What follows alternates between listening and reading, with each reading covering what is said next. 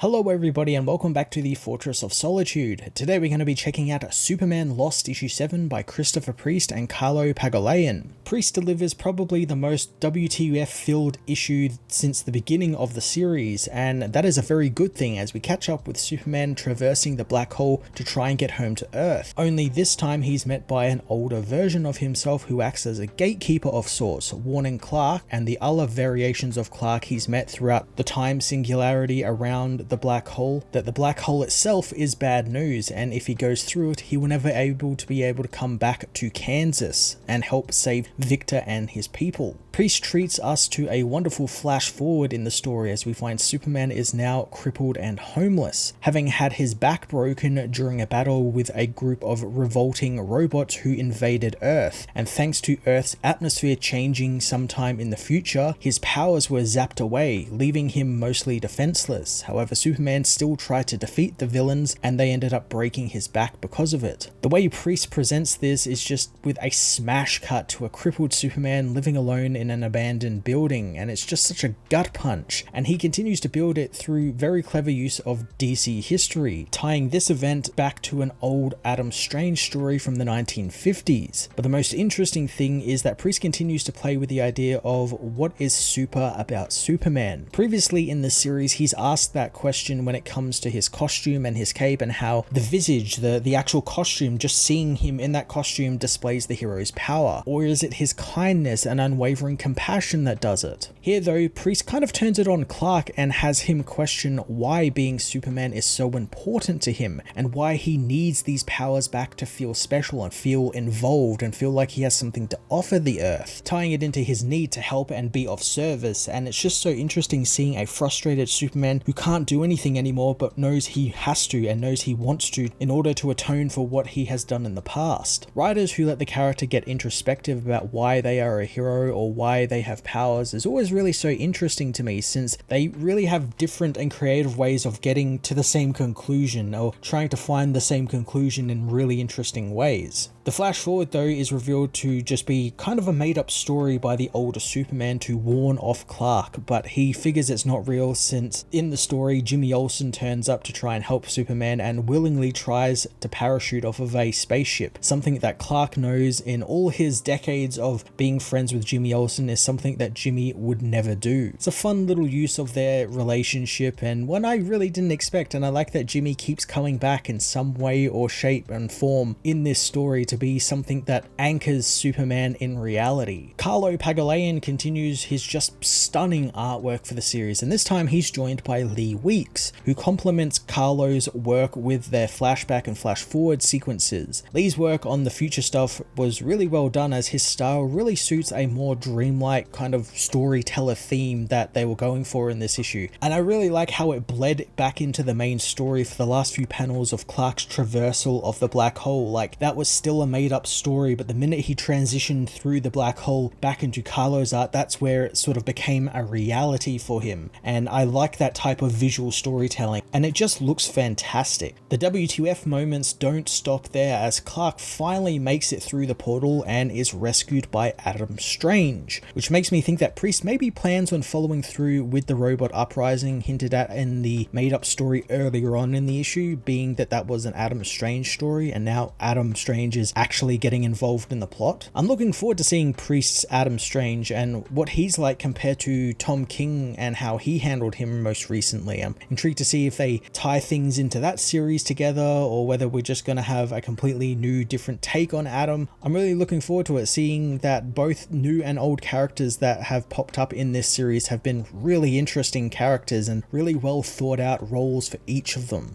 The rest of the issue is actually Lois-centric, as we learn that while Clark went to see a therapist off the recommendation from his cousin Kara, Lois actually went to see Lex Luthor, who is wonderfully evil in this issue, just reveling in the fact that Lois is turning to her for help, as we find out that Lois reveals that she wants Lex to gain Superman's attention again in the hopes that it will help snap him out of whatever daze he's in and return him to normal. I just love how evil Priest writes Lex here. He's just sniveling and just like reveling in the fact that this woman has been forced to come to him for help, and he's just a dick. I love it so much, and I love that he's misusing words like woke because that word has no meaning anymore, so he just shoves it out there because it has no meaning. It's just so Lex Luthor. It's so cool. I really enjoy it. And we find out that he is actually a really evil Lex Luthor, as we find out that he has given Lois cancer. So he agrees to help Lois, and in doing so he gave her the cancer in order to have Superman help Lois, because Superman always helps Lois when she's in peril. So now he'll have the chance to cure the cancer in her and help return him to the classic hero that Lex has warred with for years. It's just an unexpected gut punch that's made even worse that Lois gets home to find Clark now is seeking help elsewhere with the therapist, so she doesn't even tell him. She just wants to know how that's going for him and how it's going to help him get through this. It's just so interesting. It's such an interesting swerve in the story that I honestly was not expecting at all. I'm really intrigued to see how Superman is going to deal with this, since when what we've seen in the present day stuff when he's now back on Earth after his adventure in space, he's very just distant from Lois, but he knows that he is going to lose her if he keeps up this act and keeps being this distant person that he can't help be, because he was away from Earth for so long and it changed him. It physically changed him. And I'm intrigued to see how that's going to play with Lex now that Lex has done something truly evil, truly vile to Lois. I'm intrigued to see if this is going to be a Superman who's a bit more unchained, and maybe because of everything he's experienced, you know, he's a bit more emotionless and a bit more alien. Will that actually affect how he deals with Lex? Could this lead to Superman maybe killing Lex Luthor? Again, there's just so many interesting ways that Priest can take this story, and I'm really looking forward to seeing where he's going to go with it in the remaining 3 issues, since it could just go anywhere. Just from this issue alone, it's just such a swerve in the storyline and just adding more drama to the storyline, and thoughtful drama as well. It's not drama for the sake of drama. It's just so cool, and I'm so glad we can have Superman stories like this where we can explore stuff like this. Like, how is Superman going to help save Lois Lane when she now has cancer, something that is uncurable? It reminds me of stories like All-Star Superman and other Grant Morrison stories where Superman just tries the impossible and somehow succeeds, and I'm intrigued to see how he's going to succeed here. Superman Lost issue 7 was one hell of an issue, one hell of a way to start the 3rd act of this storyline. Priest has written something that is just so fantastic and in line with who Superman is and what Superman is, while also exploring what Superman can be and exploring themes and ideas that never really track with Superman, but he's adapting them to the character really well, utilizing Superman's classic villains and DC's history and even some new characters to help push the story forward. And this is absolutely a story that's probably going to be in my top 10 list at the end of the year. It's utterly fantastic. Each issue is better than the last, and if you aren't reading it, I thoroughly suggest you do. I'm going to give this issue a 10 out of 10, so absolutely check it out. And if you haven't checked out the book so far, do it. It is well worth your money.